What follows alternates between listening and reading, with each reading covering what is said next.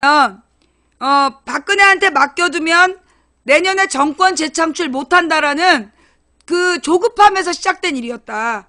예. 그걸 알아야 되고, 그 다음에 이번에 이제 그 재벌들이 9명이 다 나왔잖아. 아무 저항 없이 입 딱 맞추고 나왔잖아. 그죠? 제가 그런 얘기를 했어요. 이번 일의 배경이 누구냐? 지금 계속해서 사람들이 얘기하는 건 박근혜, 그러니까 이번 일의 배경에는 김기춘이 있다. 최순실이 있다. 최순실, 김기춘, 박근혜가 주범이다. 이런 얘기를 막 하잖아. 근데 제가 계속 얘기한 건 뭐예요? 진짜 주범은 따로 있다. 사태의 본질은 재벌과 이명박이야. 재벌 종편 이명박이 지금 박근혜 라인을 친 거야. 그래서 지금 재벌 종편 이명박과 박근혜, 최순실, 김기춘이 전쟁을 해가지고 지금 얘네가 이긴 상황이라고. 그래서 얘네 이명박과 재벌 종편이 지금 시민들의 편을 들어서 적의 적은 동지라고 시민들의 편을 들어서 박근혜를 탄핵시키는 데까지는 동의를 해준 거야. 근데 이제 지금부터 이 헌법재판소로 넘어간 상황이 그게 왜 위험하냐 하면 지금 이제 이 헌법재판소는 사실 이제 박근혜 빠돌이들이다라고 제가 여러 번 얘기했잖아요. 근데 그거는 솔직히 얘기해서 박근혜 빠돌이라기보다 그때까지만 하더라도 통합진보당을 해산시킨 건 박근혜와 이명박 세력의 공동작품이라고 봐요. 왜냐하면 통합진보당이 노동자들의 인권운동을 계속했거든. 통진당이 노동자들의 인권운동을 계속하고 국회로 들어오는 출구가 됐었기 때문에 어떻게든지 그 노동자들의 운동을 없앨 필요가 있다라는 공동의 이익이 있었어.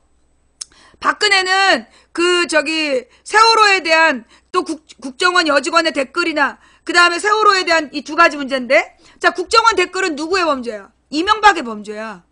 우리 잘 생각해보자고. 국정원 댓글 사건은요, 이명박의 범죄예요.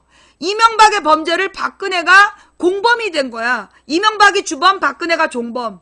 그 다음에 세월호 문제도 박근혜가 주범, 이명박이 종범. 그래서 두 가지 문제는 국정원 댓글 사건하고 세월호는 이명박, 박근혜의 공동범죄였던 거야. 그래서 그 문제를 통진당을 해산시키면서 풀고 가려고 했던 거지. 그래서 이 통진당에서 모두가 다 통진당 해산에 찬성했던 거지. 비합리적으로. 자, 여기까지. 맞아요, 틀려요? 동의가 돼요, 안 돼요? 지금 이제 이 국정원 댓글 사건과 세월호가 13년, 14년 중요 사건인데, 요 두 가지는 박근혜, 이명박의 공동범죄였어. 세월호는 이명박이 30년 연장해줬고, 박근혜가 안전 규정을 없애버리는 바람에 터진 사건이었단 말이야. 그러니까 둘이 공범. 국정원 댓글 사건은 이명박이 주범, 박근혜가 종범. 그래서 이건 둘은 공범 관계였기 때문에 지들의 범죄 두 개를 통진당 해산으로 털고 공안정국으로 가자라는 계산을 했을 수가 있는데, 거기서 공안정국으로 박근혜가 못 간 거야. 메르스가 터지고, 황교안이 터지고, 그리고 전쟁설이 실패하고, 그 다음에 사드설도 실패하고, 국정교과서도 지금 여론이 안 좋고, 그러니까 이 박근혜가 15년부터 제대로 못했어. 그러니까 이명박이, 이 15년부터 16년 1년 반을 기다리다가 안 되겠다. 그래가지고 지가 나서겠다 하면서 벌어진 사건이야. 그래서 이게 단지 최순실과 김기춘, 박근혜의 합작품이다라고만 보면 안 되고, 진짜 주범은 재벌과 종편 그리고 이명박이라는 거야. 그걸 잊으면 안 돼.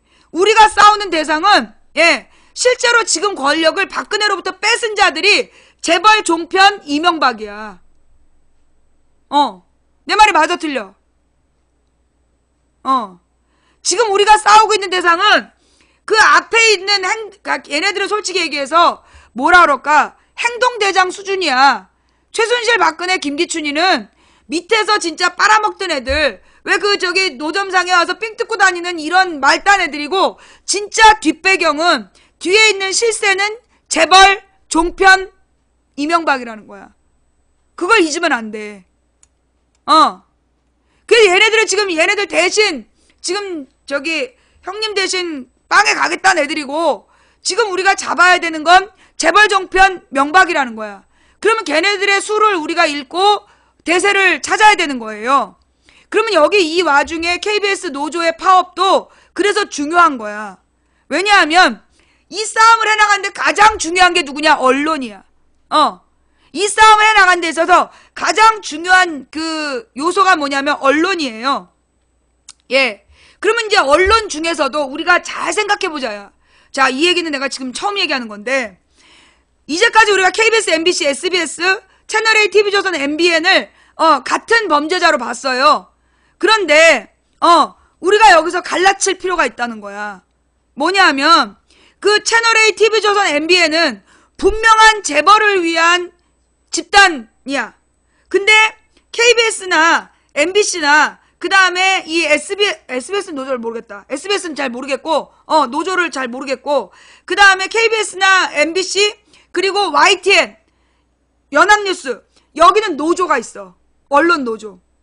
우리가 이번 싸움을 해나갈 때 요 언론 노조하고 연계해야 된다. 그래서 채널A, MBN TV조선이 재벌을 위해서 개소리를 할 때 이 네 개만이라도 딴 얘기를 하게끔 해야 된다. MBC, KBS, 그리고 YTN, 연합뉴스 이 사람들이 적극적으로 이 언론 노조가 저항하는데 힘을 보태줘야 된다. 지금 이제 연합뉴스도 노조가 있어요. YTN에도 노조가 있고 그리고 MBC에도 노조가 있고 KBS에도 노조가 있어. 근데 우리가 그 노조들을 전부 다 무시하고 우리 싸잡아서 욕을 했잖아. 근데 이제 얘네들을 우리가 이제 이 채널A, MBN 얘네들은 이제 채널A, MBN, TV조선은 우리가 손 쓸 수 없는 재벌이야. 거기는 우리 편 없다고 봐야 돼. 근데 YTN이나 연합뉴스나 MBC나 KBS에는 우리 편이 있어. 그게 노동조합이야. 그래서 그 언론 노동조합과 우리 시민들이 연대할 필요가 있다. 그래서 이 네 개에서 적어도 재벌 편중, 이명박이 편중하는 그 시나리오로 가지 못하도록 우리가 계속 그 요청을 해야 된다는 거예요. 뭔 얘기인지 이해가 돼요? 자, 그럼 JTBC는 어느 편임? 자, 여기서 이제 어려운 문제인데요. JTBC도 종편이에요. 종합편성 채널이 우리나라 4개가 있는데 채널A, TV조선, MBN, JTBC 전부 종편이야. 원래 MBN은 보도 채널이었는데 종편으로 바뀐 거고 채널A, TV조선은 완전히 종편으로 새로 만들어진 거야. JTBC까지. 요렇게 3개가 만들어졌는데 그 채널A, TV조선, MBN은 완전히 보도 채널이 재벌들이 잡고 있는 거야. 개소리를 일관하고 있어. 그 다음에 보도뿐만이 아니라 뭐라 그러니 예능까지 전부 다 목적을 가지고 재벌의 이익을 위해서 세뇌를 시키려고 만든 채널이야. 그러니까 이건 보면 안 돼. 채널A, TV조선, MBN은 시사에 관심 있는 사람이 보면 안 되는 거야. 뭔 얘기인지 알겠어요?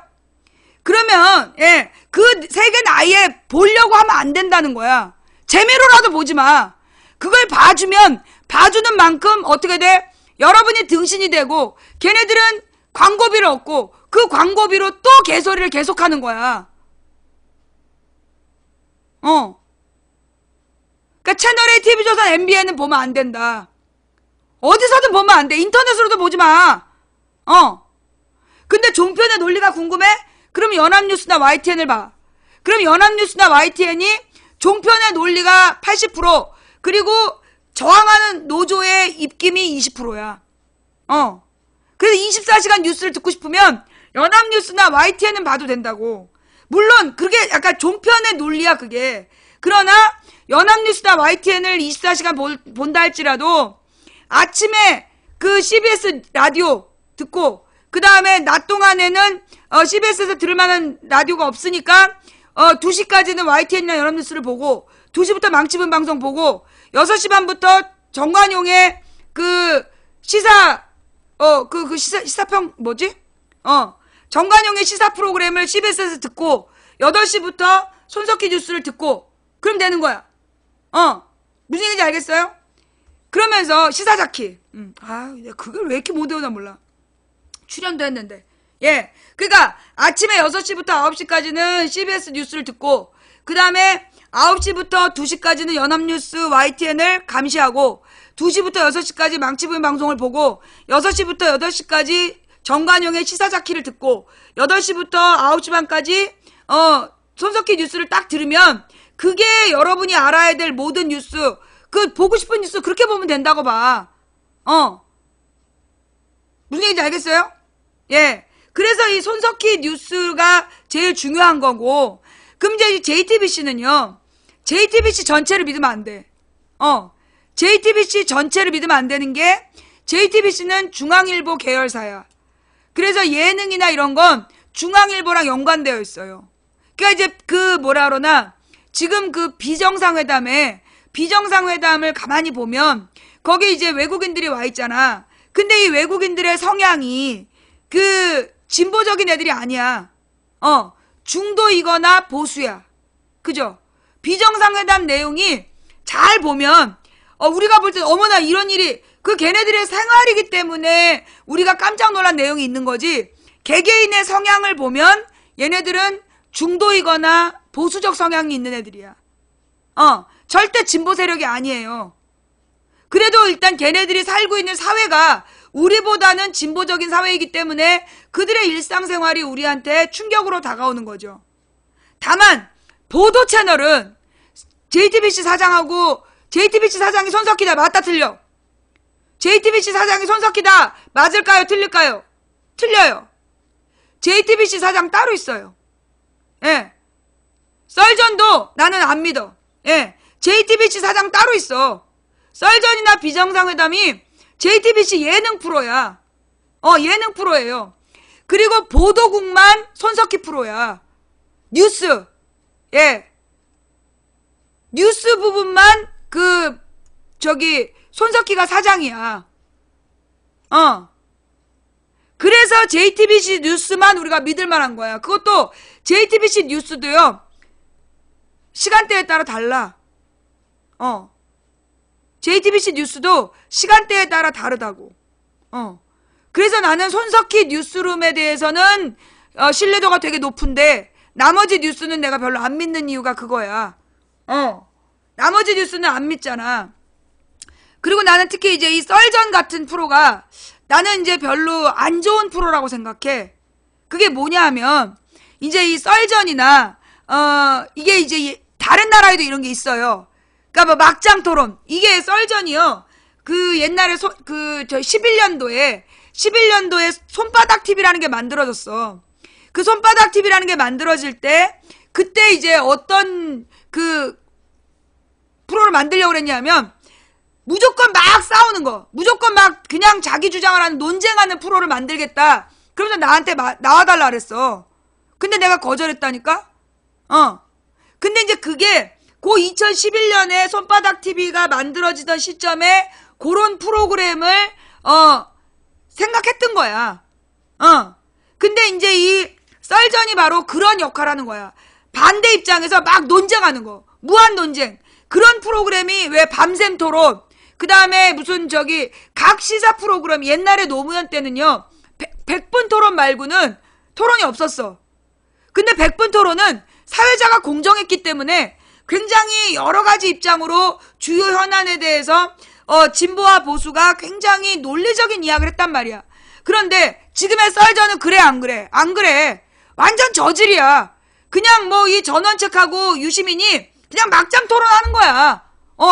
그냥 인기 있는 발언으로 뭔가 내용과 깊이가 없어.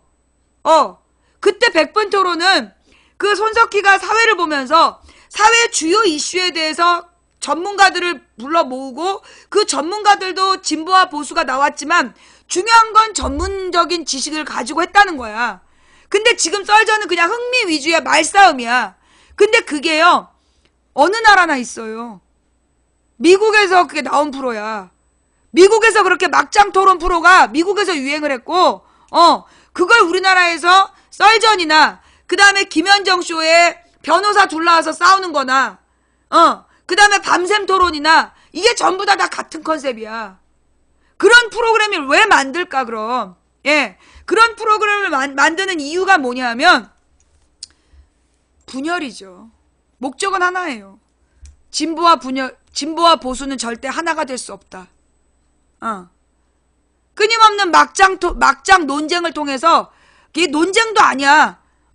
막말 싸움을 통해서 도저히 쟤네들하고는 같이 못 가는구나. 서로에게 학을 띠게 하려는 목적이야. 그래서 내가 그 프로를 안 좋아해요. 그 다음 내가 김현정 쇼에서 그 법정을, 무슨 왜 두 변호사가 나와가지고 무슨 이제 시민 법정을 해.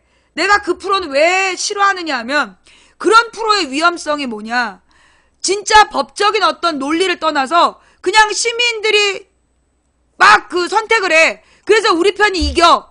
그걸로 뭘 해요? 대리만족을 느끼는 거야. 진짜 본질적인 문제 남아있고 여전히 그 문제가 해결되지 않았는데, 그 김현정 쇼에서 두 변호사가 나와서 막 법리 논쟁을 벌려.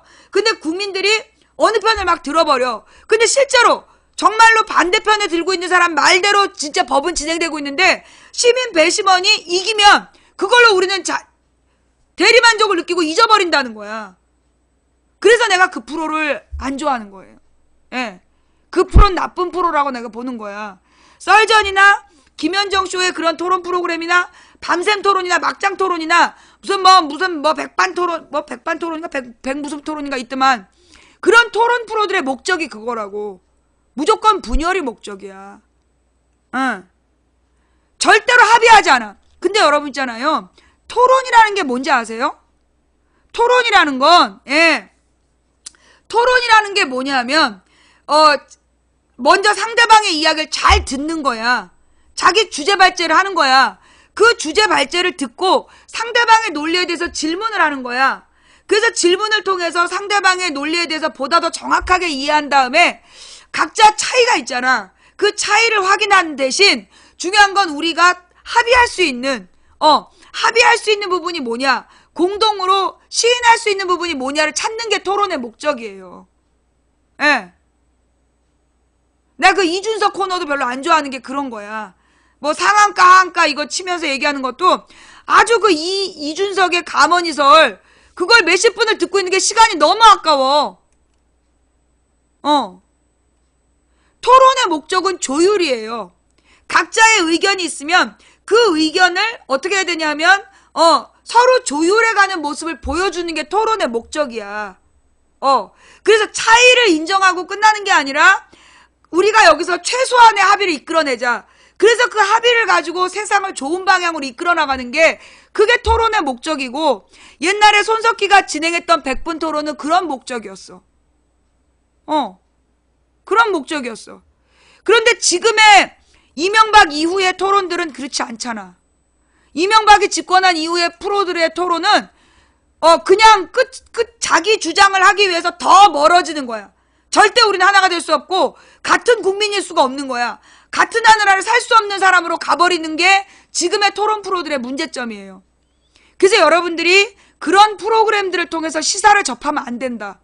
정말 시사가 궁금하면 여러분께 권해드리고 싶은 건, 그거는 시사가 아니에요. 아침에 6시부터 9시까지 CBS 뉴스 듣고 9시부터 2시까지는 연합뉴스나 YTN을 보고 2시부터 6시까지는 망치보인 방송 듣고 6시부터 8시까지 정관용의 시사잡기 듣고 그리고 8시부터 9시 반까지 손석희 뉴스 들으면 그러면 시사의 전문가야.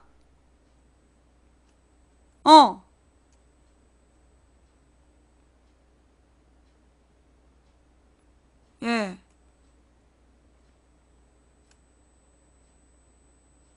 하루 종일 뉴스만 보네요. 하루 종일 볼 수 없으면 망치부인만 골라보든가. 망치부인 너무 길면 손석희 뉴스만 골라보든가. 만약에 시간이 정 없으면 손석희 뉴스만 봐도 돼.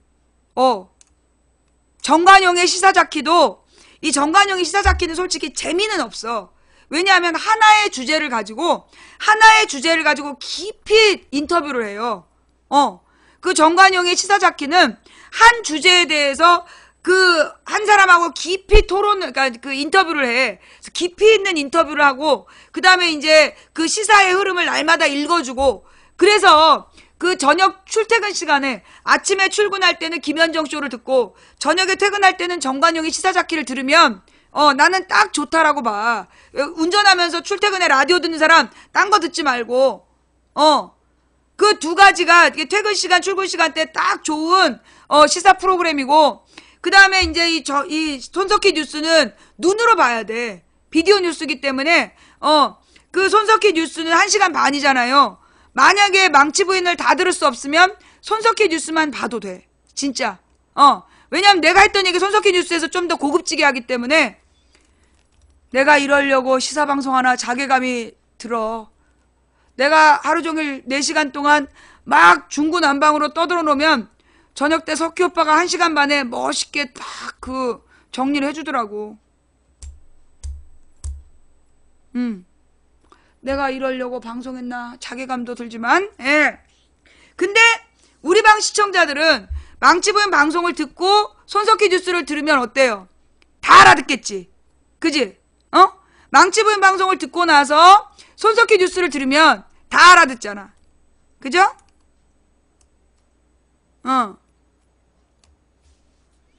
근데 손석희 뉴스만 보면 그 의미를 몰라요.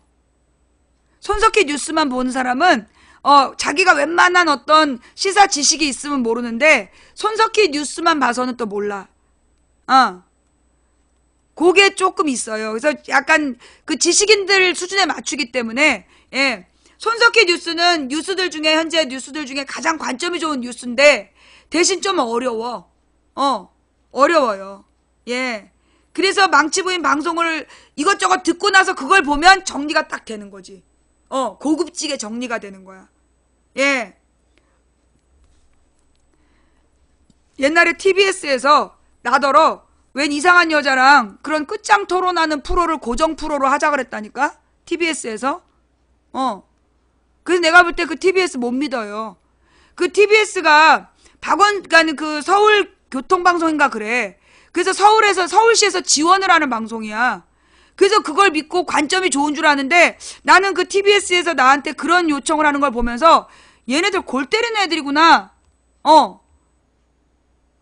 그래서 나는 그 TBS는 안 들어요. 예. TBS 좀 문제 있다고 봐. 예. 그 김종배는 괜찮은, 예. 김종배는 괜찮아. 그 사람은 자기 개념 있는 그 정치 평론을 했었는데 지금은 요즘에 안 들려. 김종배 지금도 해요?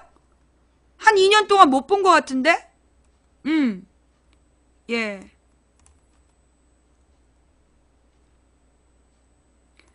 김종배 같은 사람은 내가 볼 때 개념이 있는 사람이야. 예. 개념 있는 사람인데, 요즘은 안 띄워주더라고. 근데 이제 김종배 논리가 나는 가끔 놀래요. 야, 이 사람 진짜 대단하다. 이 사람이 진짜 대단하고, 이 사람이 세상을 보는 눈이 굉장히 날카롭구나. 그거 많이 느껴요. 난 솔직히 정치평론가들 중에서 내가 좀 인정하는 사람이 몇 명 안 되는데, 그 중에 하나가 김종배 씨야. 김종배 씨의 감각은, 나는 굉장히 뛰어나다고 봐. 김종배 씨, 시사통. 김종배의 시사통 굉장히 난 날카롭다고 보고, 그 다음에, 괜찮다라고 보는 사람이, YTN에도 나오는 사람이야. 최창렬 교수? 최창렬 교수 같은 사람은, 여기 나오네. 최창렬 같은 사람은 괜찮더라. 예, 관점이 그래도 좀 괜찮다. 지금 이제 텔레비에 나오는 사람 중에 괜찮은 사람은 최창렬. 그 다음에 김종배의 시사통도 들을 만한 관점. 예. 그리고 김현정 쇼가 나는 김현정의 관점을 좋아해. 김현정의 자세는 좋아하는데 김현정 쇼가 이제 PD가 바뀌고 이러면서 약간 좀 조심하는 것 같아. 왜냐하면 김현정 쇼가 타겟이 됐었어. 이명박 정부 때 말기에 타겟이 됐기 때문에 김현정 쇼가 몸조심을 많이 해. 그리고 이제 그걸로 막 광고 끊고 이렇게 협박을 많이 당했기 때문에 그래서 김현정 쇼가 좀 솔직히 그렇고 나는 이제 김현정 쇼에 나온 사람 중에 변상욱 대기자, 그 다음에 권영철 기자, 예, 이 사람들은 내가 100% 신뢰를 하고, 변상욱 대기자하고 권영철 기자 말은 나는 거의 100% 신뢰를 해요. 예. 뭐 95%? 그리고 이제 김성환 씨 같은 경우에는 그 박근혜 정부를 분석하는 거는 굉장히 날카롭고, 박근혜 정부나 새누리당에 대한 분석에 대해서는 내가 되게 날카롭다고 읽는데, 야당의 판을 읽는 거는 조금 동의 못할 때가 있어. 김성환 씨 같은 경우에는 70% 동의. 예.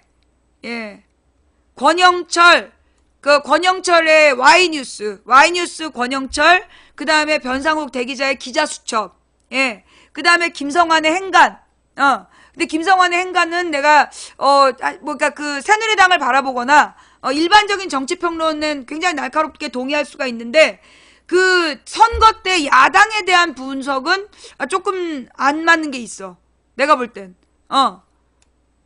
그 다음에 그 권민철 기자의 훅뉴스는 그 뭐라 그러나 50대 50인 것 같아. 그러니까 50대 50이라는 얘기는 뭐냐면, 그 50은 그냥 일반적인 수준이고 50은 홈런급이고 절반은 홈런급이다. 예.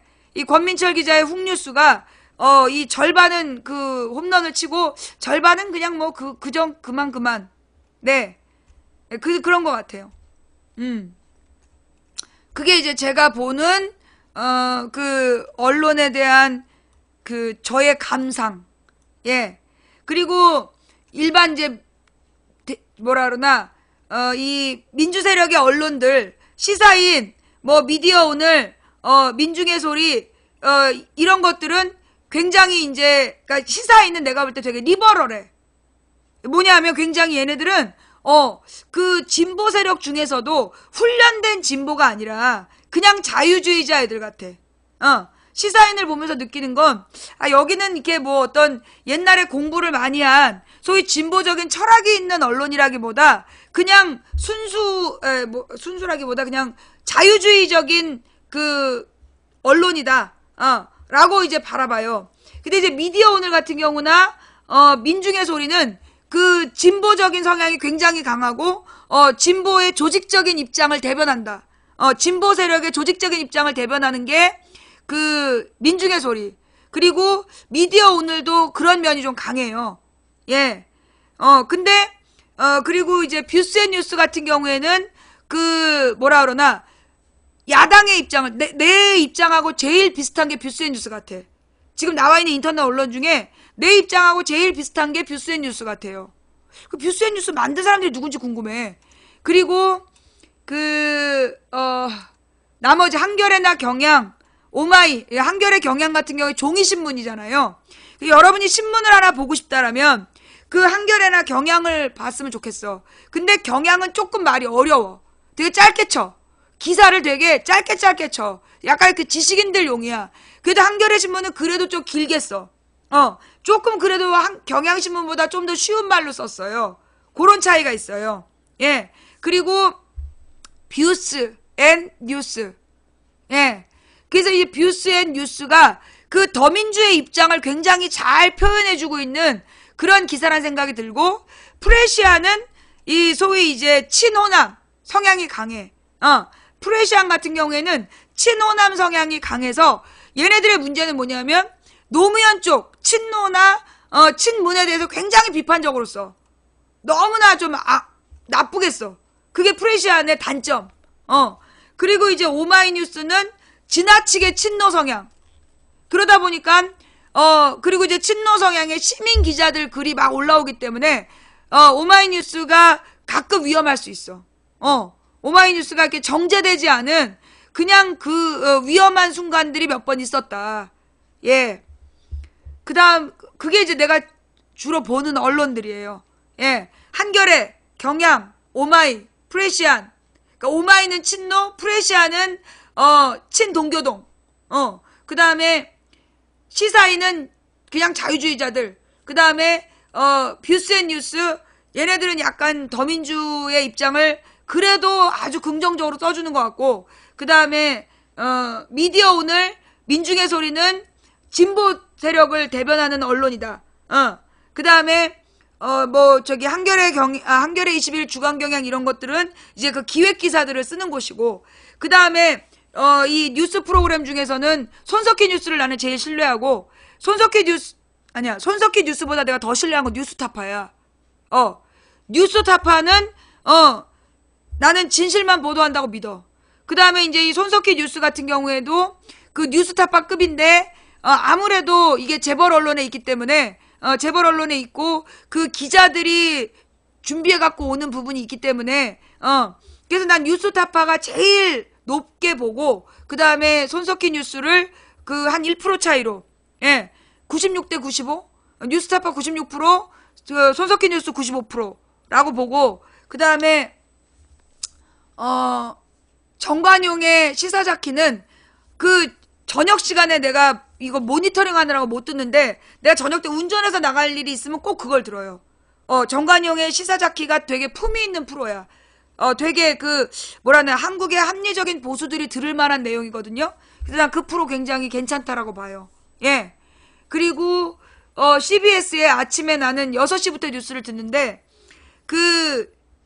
이런 말 해갖고 또 거기 잘릴까? 박재홍인가? 누구들이? 굿모닝 뉴스라는 게 있어. 6시부터 하는. 진행자가 옛날에 김현정 쇼를 대신했는데 내가 그때 막 욕을 했었거든? 근데 지금 생각해보면 이 사람이 참 여유 있는 사람이야. 그래서 아침에 그 프로를 들으면 아주 웃겨요. 특히 거기 샘킴인가? 박재영 아나운서가 진행하고 샘킴 교수인가가 나와. 썬킴 교수인가? 샘킴인가? 썬킴 교수인가? 그 사람이 이제 세계 뉴스를 읽어줘요. 그거 되게 웃기고, 그 다음에 이제 그 뒷부분에 내가 되게 괜찮게 봤던 기자가 잘렸어. 썬킴 교수 듣고 자, 그냥. 잠들었다가 7시에 일어나가지고, CBS 뉴스를 들어요. 그것도 이재용의 CBS 뉴스 7시부터. 예. 그걸 듣고, 샘킴은 요리사, 썬킴 교수인가 보다. 썬킴 교수의 시사 뉴스를 듣고, 세계 뉴스를 듣고 자. 그 다음에, 아침 7시에 이재용의 뉴스를 30분인데, 그게 아주 짧은데, 임팩트 있어. 그래서 그걸 듣고, 김현정 쇼를 골라 들어. 사드 이준용 나오면 논의를 해야 된다. 그 다음에 무슨 변호사들 얘기 나오면 끄고, 그 다음에 무슨 리얼미터 나오면 끄고, 나머지는 좀 듣고. 근데 주로 그 인터뷰 대상들이 맨 새누리 아닌 박지원. 그래서 그 인터뷰 대상에 대한 안타까움이 있어. 뉴스공장은 절대 안 들어. 그거는 특정 대선 후보를 너무 띄우는 프로라서 나는 그거는 절대 안 들어요. 예. 네. 자, 그래서 그게 이제 망치 부인이 뉴스를 보는 법이다. 그러면 여러분도 그 망치 부인 정도는 세상을 볼 수 있다. 예. 망치 부인이 보는 뉴스만 보면 여러분도 세상을 망치 부인만큼은 볼 수 있다. 예. 자, 그 다음에 그래서 이제 언론 이야기. 그래서 이제 이 언론에는 채널A, MBN, TV조선이 제일 심각한 존재들이고, 그 다음에 지금 이 이명박의 구도로 유도하는 게 TV조선이다.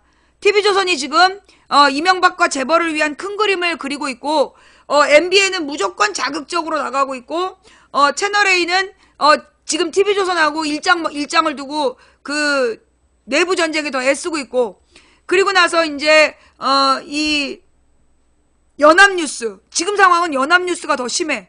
그리고 이제 KBS, MBC, 그 다음에 SBS, YTN, 그리고 이제 JTBC 뉴스. 이렇게 순서가 되는 것 같아. 요즘에 YTN 같은 경우에는, 왜냐하면 이게 YTN이 그나마 노조가 아직 살아있어. 그나마 노조가 살아있어서, 그 연합뉴스하고 YTN을 비교해보면, 그래도 YTN이 연합뉴스보단 나아. 그래도 연합뉴스보다는 YTN이 그래도 정상에 조금, 가까워. 그리고 요즘은 많이 정신 차렸어. YTN이. 그건 되게 다행이야. 왜냐하면 이 YTN은 정부 보조금으로 운영돼. 예. YTN이 통신사이기 때문에 정부 보조금으로 운영되는데, 지금 얘네가 박근혜 빠돌이 계속하면, 예. 그러면 이제 다음 정권 바뀌면 저기가 잘리기 때문에 이제는 이제 YTN 노조 입장대로 많이 나오는 것 같아.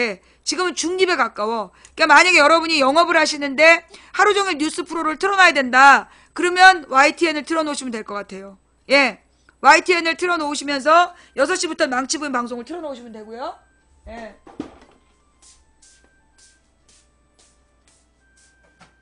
누구세요?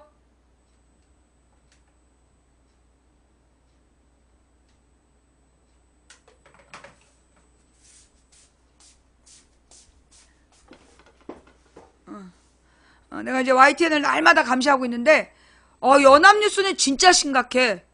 예. 연합뉴스는 완전히 연합뉴스 사장이 친박인가 봐. 예.